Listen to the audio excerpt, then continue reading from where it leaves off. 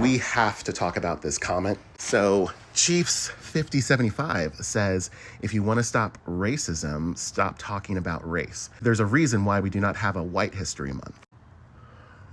Over the last 8 years here in Kansas City, I've actually done a ton of racial reconciliation work for different organizations, churches. I've been on podcasts. I love this topic because I think we're better together. And this comment right here is rooted in the idea, a very well-known idea that you have probably heard before yourself, the idea of being colorblind. Colorblindness kind of began to rise during the 80s and the 90s. It was about 2 decades after the civil rights movement, and the nation was still trying to figure out, how do we deal with race? Correction, it was more the people in power were trying to figure out, how do we deal with race in a way that we still don't change anything. And so this idea of color blindness kind of rose to the surface and became like this moral high ground for people. And initially, it seems like a really noble idea, right? That I don't see color. I've had so many white friends tell me, I don't see color, Theo. Like, when I see you, I don't even see that you're black. But the problem with this colorblind idea is that if you're colorblind, then you don't point out any differences. You also don't point out any injustices.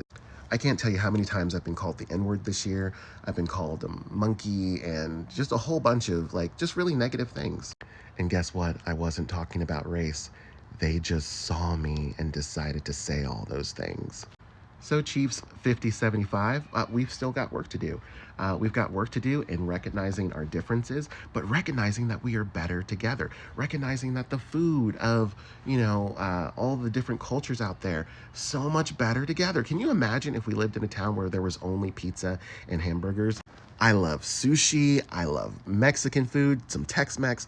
I love Italian food. I love, African food. I love Mediterranean food. Can you imagine if we only had one type of music? Like, country is cool. I listen to country, but I like R&B. I like hip hop. I like some salsa. I like some Spanish music because my wife's Puerto Rican.